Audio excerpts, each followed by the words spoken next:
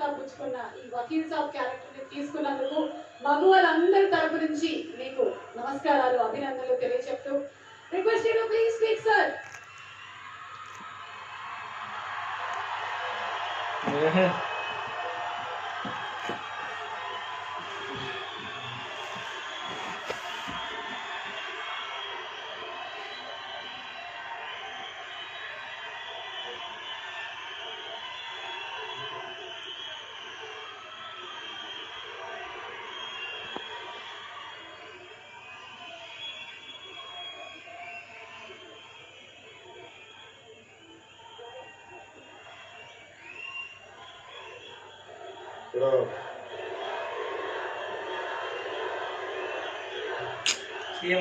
వకీల్ సాబ్ ఈ ఫంక్షన్ కోసం వచ్చిన టీవీలో వీక్షిస్తున్న ప్రతి ఒక్కరికి, అభిమానులకి, ఆడపడుచులకి, పెద్దలకి, ఈ ఆడిటోరియంలో ఉన్న అతిథులకి, పెద్దలకి, ఆడపడుచులకి, నా గుండె చెప్పలేని నా అభిమానులకి, ప్రతి ఒక్కరికి పేరు నా హృదయపూర్వక నమస్కారాలు. ఈ సినిమా ఫంక్షన్ చాలా సంవత్సరాలు అయిపోయింది కదా, బండ్ల గణేష్ మనం మాట్లాడలేము. ఏదో పొలిటికల్ సభలు అయితే మాట్లాడచ్చు, కానీ ఇక్కడ నుంచి ఏం మాట్లాడలేదు, కష్టం. నాకు 3 సంవత్సరాలు నేను సినిమా చేయలేదు అన్న భావన నాకు కలగలేదు. ఎప్పుడు నేను నా గుండె, నా మనస్సు మన దేశం కోసం, మీకోసం కొట్టుకుంటే తప్ప ఏ పని చేసినా, ఒక పుస్తకం చదివినా, ఒక వాక్యం రాసుకున్నా మన సమాజం కోసం, మన దేశం కోసం ఉంటుంది. కాబట్టి సినిమాల్లో నేను 3 సంవత్సరాలు నేను చేయలేదంటే నాకు అసలు అనిపించలేదు, నా కాలం అనిపించలేదు. అలాగే నేను ఇందాక మీరు ఇంటుంటేనే విన్నాను, సినిమా పరిశ్రమకు వచ్చి నేను 24 సంవత్సరాలు అయిందంటే కూడా నాకు తెలియట్లేదు. పని చేసుకుంటే వెళ్ళిపోయాను, నాకు తెలియదు. ఇందాక ప్రతి ఒక్కరు మాట్లాడుతూ ఉంటే దిల్ రాజు గారు లాంటి వ్యక్తితోటి తెలుగు చిత్ర పరిశ్రమలో ఒక మహోన్నతమైన స్థానానికి వెళ్ళి చాలా అద్భుతమైన విజయాలు సాధించి, అలాంటి నిర్మాత నాతో సినిమా చేయడానికి నిజంగా నేను చాలా అదృష్టంగా భావిస్తాను. ఎందుకు చెప్తున్నానంటే ఈ మాట, ఎప్పుడు నేను కళలు కనేవాళ్ళు నేను చాలా ఇష్టపడతాను. ఏదైనా సరే ఒక కళ కనాలి, ఇది నేను సాధిస్తాను, ఈ స్థాయికి వెళ్తాను. అది శేషవరి గారు చెప్పినట్టుగా కళలు కను, కళలు కను, కళలు కను. నీ కళల్ని తొక్కుతూ నడుస్తున్న పాదాలని ఖండించే వరకు కళలు కను. అలా ఎన్నో కళలు కన్నానండి. నేను తొలి ప్రేమ మా స్నేహితుడు ఆనంద్ సాయిని యాదాద్రి ఆర్కిటెక్ట్, ప్రతిష్టాత్మకమైన మన తెలంగాణలో యాదాద్రి ఆర్కిటెక్ట్ గా ఆయన ఆధ్వర్యం రూపుదిద్దుకున్న యాదాద్రి టెంపుల్ ఆర్కిటెక్ట్ నా స్నేహితులు ఆనంద్ సాయిని కూడా స్టేజ్ పైకి ఆహ్వానిస్తాం. అంటే తొలి ప్రేమ మేము తన ఆర్ట్ డైరెక్టర్ చేసేటప్పుడు దిల్ రాజు గారు ఆ సినిమా అప్పుడు నిర్మాత జీవి రాజు గారు పట్టుకొచ్చి, అంటే సినిమా ఏమి అవ్వలేదు, స్టార్ట్ అవ్వలేదు, ఒక పోస్టర్ చూసి ఆయన నేను ఈ సినిమా కొంటానంటే నాకు ఆశ్చర్యం. ఎవరు ఇచ్చారు సినిమా స్టార్ట్ చేయకుండా ఎవరు కొంటారంటే నా రాజు గారు ఉన్నప్పుడు ఆయన ఇచ్చి కొంటానంటే నాకు అనిపించింది, ఆయనకు ఒక సెన్స్ ఉంది, ఆయనకి హార్ట్ సెన్స్ అంటారు. అంటే విజయం ఎక్కడ ఉందో సెన్స్ చేయగల వ్యక్తి.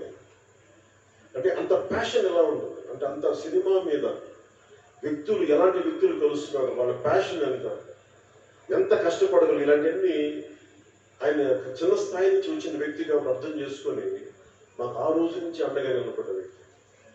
ఎన్నో నా సినిమాలన్నీ దాదాపు ఆయన డిస్ట్రిబ్యూషన్ చేసి, సినిమా చేయకూడదు అనుకోలేదు, చేయాలనుకోలేదు, ఇప్పుడు మా ఇద్దరికి కలయిక ఇప్పుడు జరగలేదు.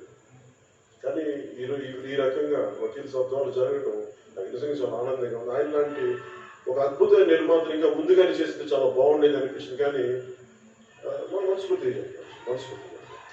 కాకపోతే నాకు సినిమాల కోసం నేను కథలు అడగలేదు. నా కోసం సినిమాలు చేయండి, ఆలోచించండి, నేను ఎవరిని అడగలేదు, యాచించలేదు. అది నా దురదృష్టం, అడగలేదు. అలాగే ఇందాక వేణు శ్రీరామ్ గారు మాట్లాడుతూ నేను ఒక టైలర్ కొడుకుని నాకు అదృష్టం వచ్చిందని నాకు ఒకటే అనిపించింది, రెండో ఒకటే మాట అనిపించింది.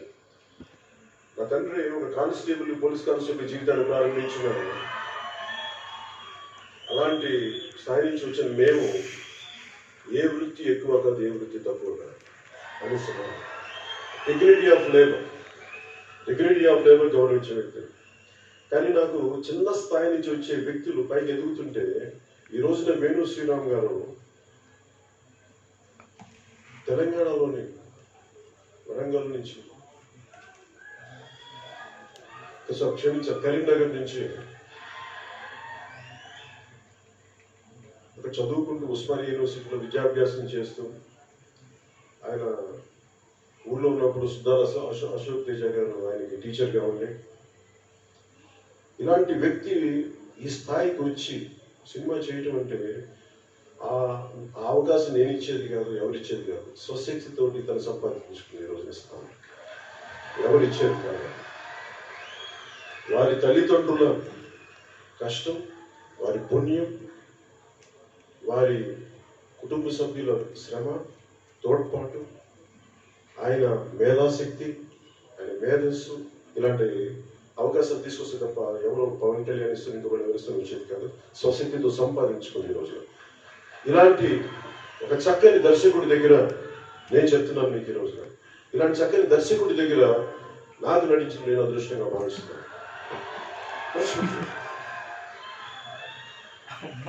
అలాగే సినిమా చేయడానికి నేను ఎప్పుడు సినిమాలు చేయకూడదు అనుకోలేదు, నేను యాక్టరే కావాలనుకోలేదు, నేను సభలో కూడా చెప్పాను, ఎప్పుడు నటుడు అవ్వాలనుకోలేదు.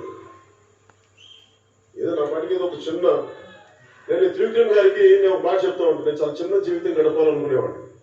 నన్ను ఎవరు గుర్తించకుండా ఒక చిన్న పర్ణశాలలో కూర్చొని ఒక జీవితం, ఒక చిన్నపాటి ఒక దిగువ మధ్య తరగతి జీవితం గడపాలి అని అనుకుని ఆశించేవాడిని. అది తప్ప నాకు అన్ని తీరింది. అదొకటి నేను కోరుకునేది నా జీవితం జరగదు. నన్ను ఎవరు గుర్తించకూడదు, నన్ను ఎవరు చూడకూడదు అనుకుంటే అది తప్ప అన్ని జరిగింది. త్రివిక్రమ్ గారు అన్నారు, ఈ జన్మకి ఇది మర్చిపోయి మీకు చిన్న జీవితం రాదు, మర్చిపోను. ఇప్పుడు సెటిల్ అవ్వాల్సి వచ్చింది. అంటే నాకు నటుడు అవ్వాలనుకునే నేను అనుకోను. కాకపోతే నేను ఏం కోరుకుంటానంటే సీఎం జరగాల, కోరుకుంటూ వచ్చేది కాదు. నీ గుండెల్లో స్థానం సంపాదిస్తాను నేను కలగన్నా. నా పని నేను చేసుకుంటూ వెళ్ళిపోయాను. సమాజం కోసం, దేశం కోసం మన పని మనం చేసుకుంటూ వెళ్ళిపోతాం. ఉన్నతమైన స్థానం ఇచ్చిన సంతోషం. నీ గుండెల్లో మించిన ఉన్నతమైన స్థానం నాకు ఏది ఎక్కువగా, దేని ముందు నీ గుండెలో ఉన్నతమైన స్థానం అంటే మించింది ఏది లేదు. అంటే దాంతోపాటు ఇదేనా వస్తే చూద్దాం అంతే తప్ప నేను దానికోసం వెంపలాడే వ్యక్తిని కాదు. ఏమి ఆశించకుండా నేను సమాజం కోసం పనిచేసే వ్యక్తిని, సమాజ హితం కోసం పనిచేసే వ్యక్తి. సినిమాని కూడా అనేక సందర్భాల్లో కూడా చెప్పాను. నిన్న తిరుపతి మీటింగ్లో మాట్లాడుతూ అక్కడ నేను ఒక బాలాజీ కాలనీలో చెప్పి అక్కడ నేను యోగాభ్యాసం చేసేవాడిని. రామ్లాల్ ప్రభుజీ అని చెప్పి దత్తాత్రేయుడి పెరణ అవతారమైన రామ్లాల్ ప్రభుజీ గారి పరంపరలో వచ్చిన నృసింహ సరస్వతి గారి ఆ యోగ పరంపరను నేను శక్తిపాతం ద్వారా నేను ఆ యోగాభ్యాసం చేస్తా ఉంటే ఆ టైంలో నాకున్న కోరిక ఏంటంటే ఎంతసేపు సెల్ఫ్ రియలైజేషన్ మీద ఉండేది తప్ప, ఆత్మశోధన మీద ఉండేది తప్ప జీవితం మీద ఉండేది కాదు. అలాంటి పరిస్థితుల్లో మా అన్నయ్య చిరంజీవి గారు అన్న మాట నన్ను నటుడు చేస్తుంది. ఆయన అన్న మాటలు ఏంటంటే, నీకు చిరంజీవి గారిలా నీకు నాలాంటి అన్నయ్య ఉండి పోషించడానికి, అంటే అన్నదమ్ములు నీకు నీ మీద ఆధారపడేవారు లేరు, ఆధారపడే కుటుంబ సభ్యులు లేరు. ఇవి కాకుండా నువ్వు ఒక నటుడయ్యి ఏదో ఒక పని చేసుకొని ఇదే స్పిరిచువాలిటీ గురించి మాట్లాడగలవంటే నాకు ఆ రోజు నిజం అనిపించింది. ఆయన ఆ రోజు అన్న మాటలు నన్ను ఈరోజు మీ ముందు నిలబెట్టాయి. ఆ మాటలే ఈరోజు నన్ను రాజకీయాల్లో తీసుకెళ్ళాయి. ఎందుకంటే నేనేం నమ్ముతానంటే, ముక్కు మూసుకొని తపస్సు చేసుకునే కంటే కూడా, మనకు పుణ్యం సాధించే కంటే కూడా మన సెల్ఫ్ రియలైజేషన్ చేసే కంటే కూడా కష్టాలు నష్టాలు అనుభవిస్తూ తిట్లు తింటూ కర్మయోగం చేయడం చాలా కష్టమైంది. అందుకే నేను కర్మయోగం చేయడానికి సిద్ధపడి ఈ రోజున భగవంతుడు నాకు అలాంటి అరుదైన అవకాశం ఇచ్చాడు. మీ అందరి అభిమానం సంపాదించగలిగే బ్లెస్సింగ్ ఇచ్చాను భగవంతుడు. అలాగే నేను ఎందరికి తెలుసు, ఇక్కడ అందరూ చాలా పెద్ద చదువులు చదువుకున్న వాళ్ళు. నేను ఒక సామాన్యంగా నేను ఇంటర్మీడియట్ ఫెయిల్ అయిన వ్యక్తిని, సెకండ్ ఇయర్ 2 సార్లు ఫెయిల్ అయిన వ్యక్తిని, చదువును వదిలేసిన వ్యక్తిని. కాకపోతే నేను జ్ఞాన సముపార్జన చేస్తాను, చదువుతాను. అలాంటి జ్ఞానాన్ని అర్జించి పుస్తకాలు చదివే పరిస్థితులు ఎందుకు చెప్తున్నానంటే, ఉదాహరణకి ఏ పరిస్థితులు చెప్తున్నానంటే, వకీల్ సాబ్ అంటే నాకు తెలిసిన మొదటి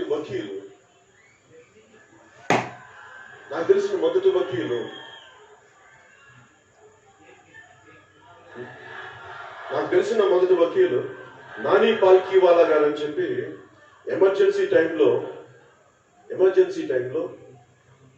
మనకి మానవ హక్కులు ఉల్లంఘన జరుగుతూ ఉంటే దానికోసం చాలా బలంగా వాదించిన వ్యక్తి. కేశవానంద భారతి మనకి ఈ కేసు మీద చాలా బలంగా వాదించిన వ్యక్తి. నాకు ఆయన స్ఫూర్తి. చిన్నప్పుడు ఎప్పుడు మా నాగబాబు గారు, మా సెకండ్ బ్రదర్, ఆయన లా చదివేటప్పుడు ఆయన ఒక నాని పాల్కీవాలా పుస్తకం చదివేవాడు. నాకు అప్పటి నుంచి ఆ లాయర్ వృత్తి మీద నాకు చాలా గౌరవం ఉన్నది. అంటే ఒక వ్యక్తి నిజంగా మానవ హక్కులు ఉల్లంఘన జరిగితే ఇలా చేయొచ్చా అనేది. అలాగే నాకు తెలిసిన ఇంకొక లాయర్ భువనగిరి చంద్రశేఖర్ గారు అని చెప్పి, ఆయన ఎంత అద్భుతమైన గుంటూరు జిల్లాకు చెందిన ఆయన ఒక మానవ హక్కుల లాయర్. ఆయన ఏ స్థాయికి పనిచేశారంటే, చుండూరులో దళితుల్ని ఉచ్చిపోతే వాళ్ళ కోసం బలంగా నిలబడ్డ వ్యక్తి. అంటే ఆయన ఎంత స్థాయికి అయిపోయారంటే, ఆయన జీవితం కూడా కోల్పోయి ఆయన క్యాన్సర్ చనిపోయారు ఆఖరి దశలో. బట్ క్యాన్సర్ తో సఫర్ అవుతూ కూడా, కీమోథెరపీ తీసుకుంటూ ఆ కోర్టులో వాదనలప్పుడు ఆయన మార్ఫైన్ ఇంజెక్షన్ తీసుకుని మరి వాదించేవారని చెప్పారు. అలాంటి ఒక ఆయన ఈ రోజున మన మధ్యలో లేరు. ఆయన చనిపోయారు. నాకు కరెక్ట్ చెప్పాలంటే అథారిటీ గారి షూటింగ్ మధ్యలో చనిపోయారు. ఆయన నాకు పుస్తకం పంపించారు, సాకో వాయించి నాకు పరిచయం కొత్తలో. ఆయనకి నాకు చాలా సాన్నిహిత్యం ఉండేది. సో నాకు ఎప్పుడు కూడా మానవ హక్కు కోసం పోరాడే న్యాయవాదులు అంటే నాకు చాలా అపారమైన గౌరవం. ఒక బాలగోపాల్ గారు కానీ, ఇలాగే భువనగిరి చంద్రశేఖర్ కానీ, ఒక నాని పాల్కీవాలా కానీ, అలాగే అనేక మంది ఈ న్యాయవాది వృత్తిలో ఉండి ప్రజల వ్యక్తుల మీద నాకు అపారమైన గౌరవం. అలాంటి పాత్ర నాకు ఈ వకీల్ సాబ్ ద్వారా చేయడానికి నాకు నిజంగా అదృష్టంగా ఈ పాత్ర చేయడానికి నిజంగా చాలా అదృష్టం చేసుకున్నాను అనిపించింది. ఎందుకు ఈ మాట అంటున్నానంటే, ఒకటి పింక్ సినిమా, ఇది సుజిత్ సర్కార్ వారి రైటర్స్ బృందం రాసిన ఒక అద్భుతమైన స్క్రిప్ట్ ని నేను చిన్నప్పుడే నుంచి ఎవరితోనా, అంటే మీరు ఎలా ఫీల్ అవుతారో నాకు తెలుసు, మీ గుండెలో ఎలాంటి ఒక అభిమానం ఎలా. అది నేను అమితాబ్ బచ్చన్ మీద నాకు పిచ్చి అభిమానం ఉండేది. ఆయన కోసం నీలాగా నేను గొడవలు పడిపోయాడు. ఎంతెందుకు మా సొంత చిన్నమ్మాయి మా నాగబాబుతో గొడవలు పడేవాడు. వాళ్ళు కావలేదంటే నేను గొడవ పడేవాడు, కొట్టడానికి వెళ్ళిపోయాడు. అలాంటి అమితాబ్ బచ్చన్ గారు నటించిన పాత్ర నేను చేయాలంటే అసలు నా మనసులో కూడా రాలేదు. చూశాను, మామూలుగా సినిమా చూసాను, చాలా బాగుంది అనుకున్నాను, కానీ ఎప్పుడు నేను సినిమాలు చేస్తాను లేదు ఏం అనుకోలేదు. అలాంటి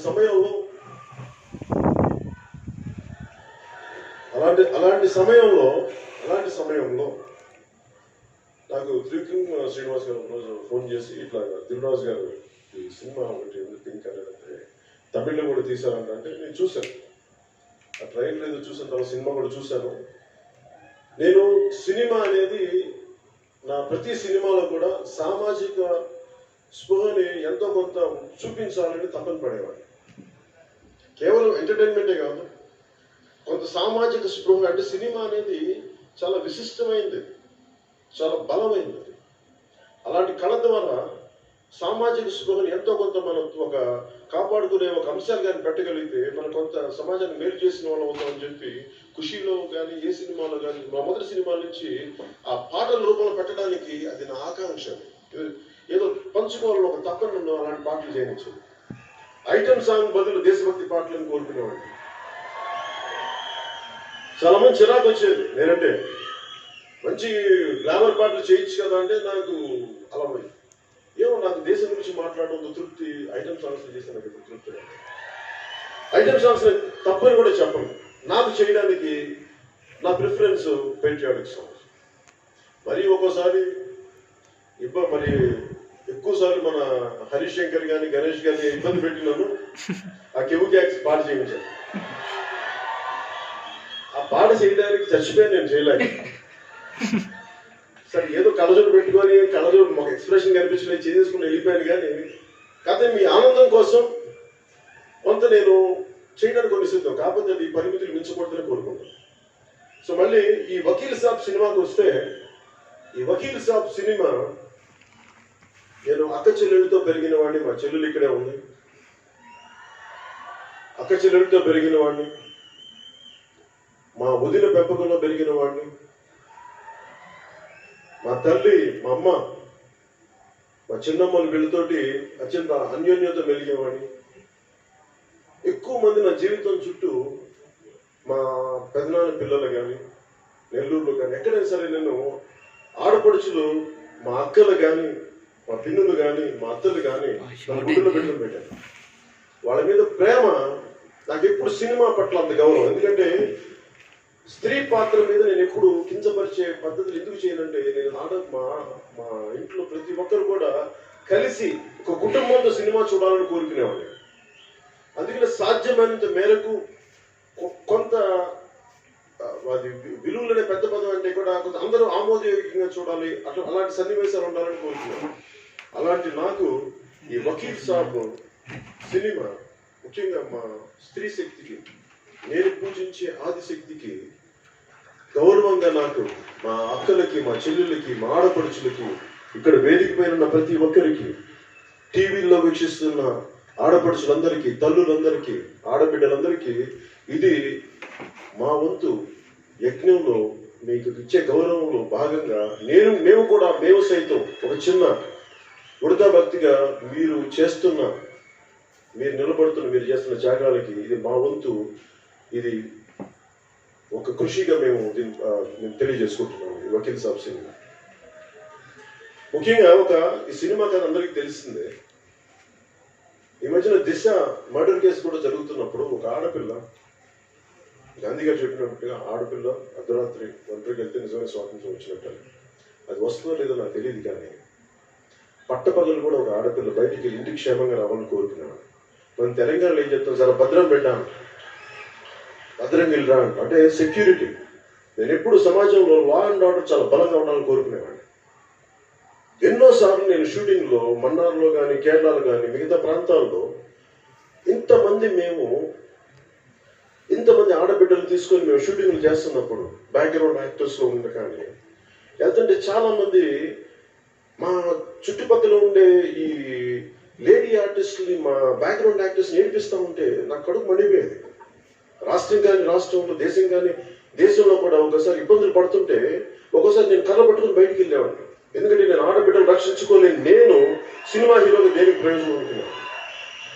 ఎందుకు చెప్తున్నానంటే ఆడబిడ్డల మాన ప్రాణ సంరక్షణ చాలా ముఖ్యం. దేశం బతకాలంటే భారత్ మాతాకి జయంటే సరిపోద్దు.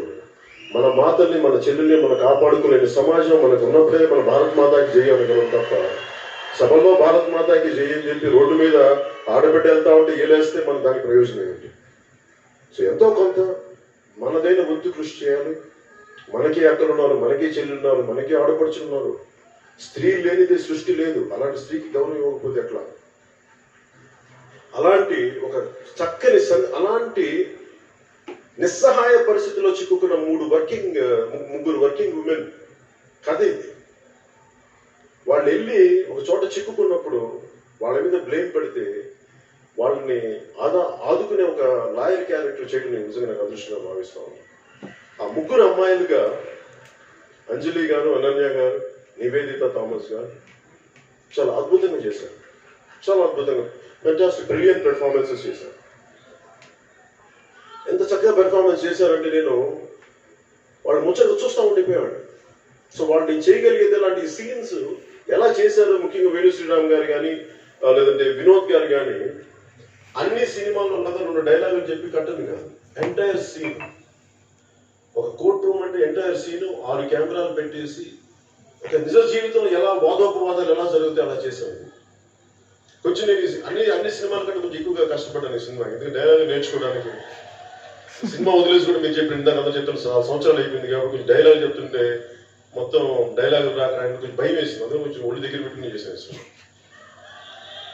ఇప్పుడు ఒళ్ళు దగ్గర పెట్టుకొని చేస్తాను, ఈ సినిమా మరింత ఒళ్ళు దగ్గర పెట్టుకోండి. ఇలాంటి సినిమాకి ముఖ్యంగా ప్రతివాదు లాయర్గా ప్రకాష్ రాజ్ గారు నటించడం చాలా వన్నీ తెచ్చింది సినిమాకి. ఎందుకు మన వేణు గారు ఎందుకు నందా పెట్టారంటే మనకి బద్రీలో ఉన్నది బాగుంటుంది అంటే నాకు సంతోషం అనిపిస్తుంది. నిజంగా చెప్పాలంటే ప్రకాష్ రాజ్ గారు ఉండటం వల్ల నిజంగా ఒకసారి ఒక బలమైన నటుడు మనకి ఎదురుగా ఉంటే పెర్ఫార్మెన్స్ బెటర్ అవుతుంది. అలాగా నా పెర్ఫార్మెన్స్ బాగుండాలి ఎన్ని చేయాలంటే దానికోసం కొన్ని ప్రత్యేకంగా దృష్టి పెట్టి దిల్ రాజు గారు ప్రకాష్ రాజ్ గారిని తీసుకురావడం నిజంగా ఆయనకి మనస్ఫూర్తిగా నేను ధన్యవాదాలు తెలియజేసుకున్నాను. అలాగే ప్రకాష్ రాజ్ గారికి నాకు కూడా మేము పొలిటికల్ విభిన్నమైన దారుల్లో ఉండొచ్చాము కానీ సినిమా పరంగా వచ్చేకి మేమందరం ఒకటి.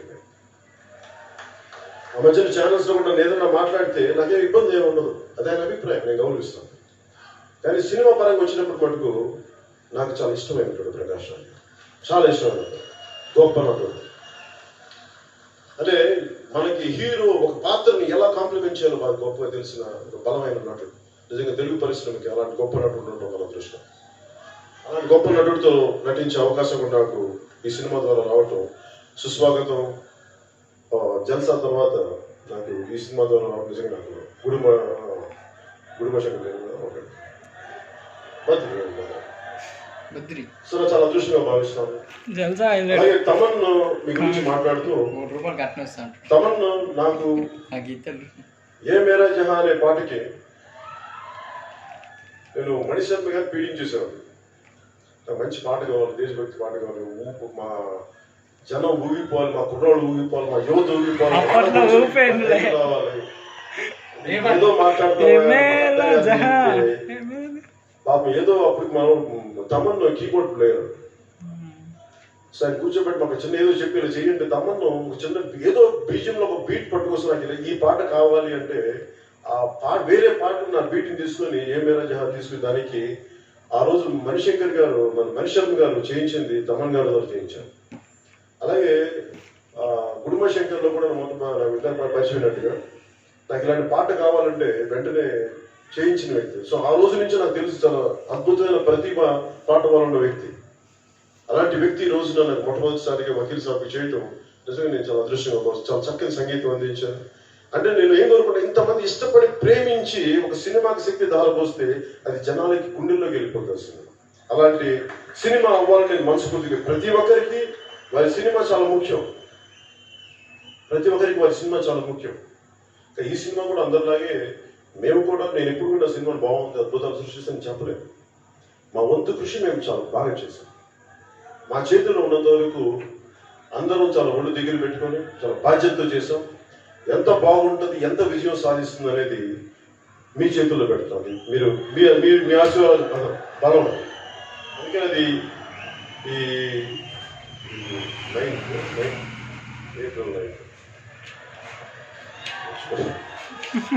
ఏప్రిల్ 9th రిలీజ్ అవబోతా ఉంది. సో దీనికి అద్భుతంగా చేయాలి. అలాగే వినోద్ గారి ఫోటోగ్రఫీ నాకు నిజంగా చాలా అద్భుతంగా అనిపించింది. అంటే ఎక్కువ అంటే ఒక 6 కెమెరాలు పెట్టేటప్పుడు లైటింగ్ చాలా కష్టం. అలాంటి లైటింగ్ని ఆయన చాలా ప్రతిభావంతంగా శ్రమ పడకుండా ఆర్టిస్టులు ఇబ్బంది పెట్టకుండా చాలా అద్భుతంగా ఆయన తీర్చిదిద్దిన ఫోటోగ్రఫీ మనస్ఫూర్తిగా వారికి ధన్యవాదాలు. అలాగే ప్రత్యేకంగా కళాదర్శకులు రాజీవన్ గారికి మనస్ఫూర్తిగా నా కృతజ్ఞతలు తెలియజేసుకుంటా ఉన్నాను. డైలాగ్ సినిమాలో అయినా చెప్పాలి. అలాగే అనన్య గారు కానీ అంజలి గారు కానీ ఇక్కడ నివేదిత థామస్ గారు లేనట్టు. అలాగే వీళ్ళందరూ కూడా సుమిత్ గారు వీళ్ళందరూ చాలా అద్భుతంగా వారి వారి పాత్రల్లో అద్భుతంగా నటించిన వ్యక్తులు వీళ్ళందరూ. వారికి కూడా మనస్ఫూర్తిగా నా ధన్యవాదాలు తెలియజేస్తాను. పేరు పేరు మీ అందరికీ.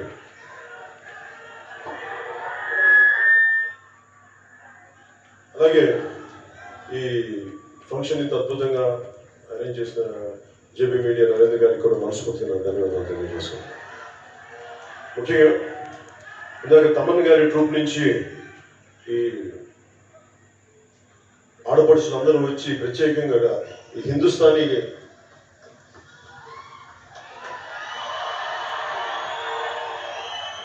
వారందరికీ కూడా మనస్ఫూర్తిగా ధన్యవాదాలు తెలుపుకుంటా ఉన్నాను. నేను చాలా సంగీత ప్రియుడిని. నేను ఎక్కువ చెప్పకపోవచ్చేమో కానీ నేను చాలా సంగీత ప్రియుడిని. నేను జానీ అయిపోయిన ఖుషి అయిపోయిన తర్వాత చాలా కాలం సినిమాలు చేయలేదు. ఏమేమి చేసి ఉండొచ్చు, ఒకటి వ్యవసాయం చేశాను, 2 సంగీతం నేర్చుకున్నాను, కర్ణాటక సంగీతం. అంటే వైలిన్ వాయించేవాడిని. అది జంట స్వరాల దాకా నేను వైలిన్ వాయించేవాడిని. అంటే నాకు సంగీతం పట్ల అంత మక్కువ, అంత గౌరవం. అలాంటి కర్ణాటక సంగీతం ఈ దీంట్లో ఈ రోజున మగువ పాట చేయడం, ముఖ్యంగా ఈ క్లాసికల్ సింగర్స్ అందరికీ ట్రూప్కి ప్రత్యేకించి పేరు పేరున మీ అందరికీ నేను మా ఆడపడుచుకి, మా చెల్లెలకి పేరు పేరున ధన్యవాదాలు తెలియజేసుకున్నాను.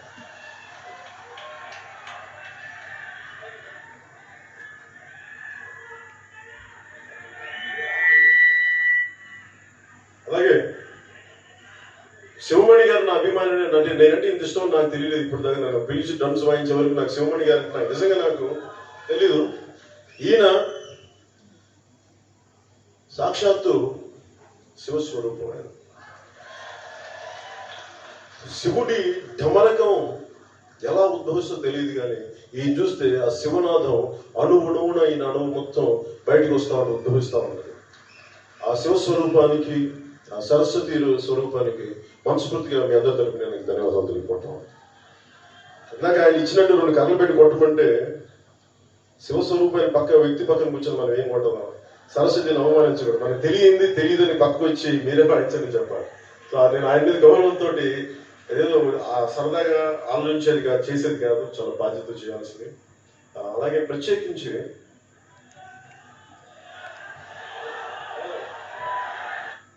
డైలాగులు నాకు నిజంగా అలవాట్లేదు. నిజంగా మర్చిపోయాను కూడా. సినిమా అయిపోయింది, ఆ సినిమా షార్ట్ అయిపోయిన వెంటనే డైలాగ్ మర్చిపోతాను. మళ్ళీ నాకు ప్రత్యేక డైలాగ్ ఏంటి, నాకు సినిమా డైలాగ్ ఏది గుర్తున్నాను. అదే ఏముంది, కోర్టులో వాదించడం తెలుసు, కోర్టు తీసుకోవడం తెలుసు, బాగుంటుంది చెప్తే.